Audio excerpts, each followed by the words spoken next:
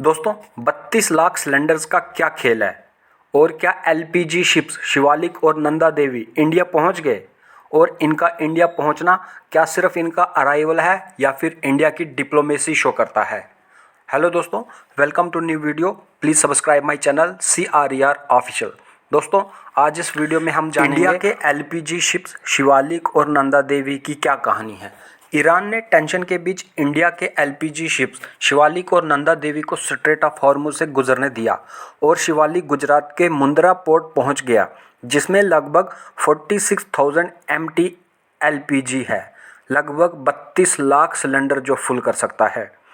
जब middle east में वार जैसी सिचुएशन है और दुनिया के सबसे डेंजरस सी रूट यानी स्ट्रेट ऑफ हार्मुज पर शिप्स रुक गए, तब एक इंडियन शिप ने सबको सरप्राइज कर दिया।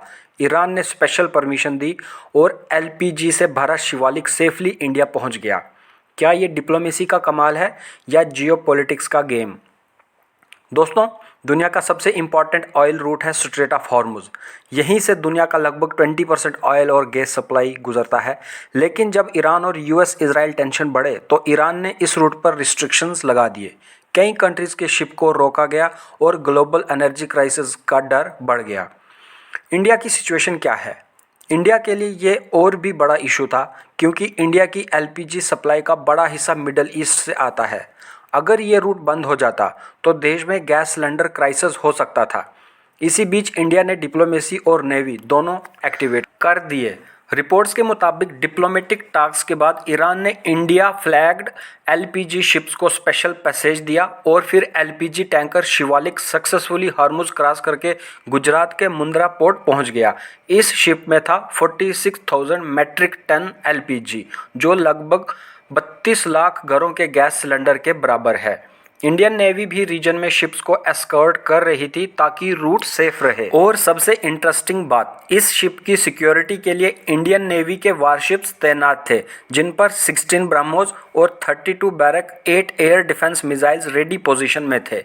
इस मिशन को सेफ बनाने के लिए इंडियन नेवी ने अपने वारशिप को रीजन में डिप्लॉय किया था।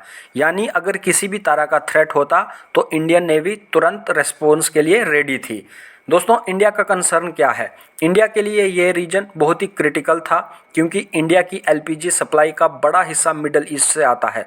अगर हार्मुज ब्लॉक हो जाता तो देश में गैस सिलेंडर क्राइसिस हो सकता था। दोस्तों व्हाई दिस मैटर्स? ये सिर्फ एक शिप का अराइवल नहीं था, ये एक सिग्नल था कि इंडिया की डिप्लोमेसी मिडल ईस्ट में स्ट्रांग है और एनर्जी सप्लाई चेन भी सिक्योर है। लेकिन अभी भी कई इंडियन शिप्स हार्मुज के पास वेट कर रहे हैं। तो दोस्तों मिडल ईस्ट क्राइसिस के बीच ईरान का इंडियन शिप्स को पैसेज देना एक मेजर जियोपॉलिटिकल मूव माना जा रहा है। सवाल ये है, क्या ये सिर्फ टेम्परेरी रिलीफ है या इंडिया ईरान रिलेशन का नया चैप्टर? तो दोस्तों ये थी आज की वीडियो। आई होप आपको वीडियो पसंद आई हो, तो प्लीज़ सब्सक्राइब करें CRER ऑफिशियल।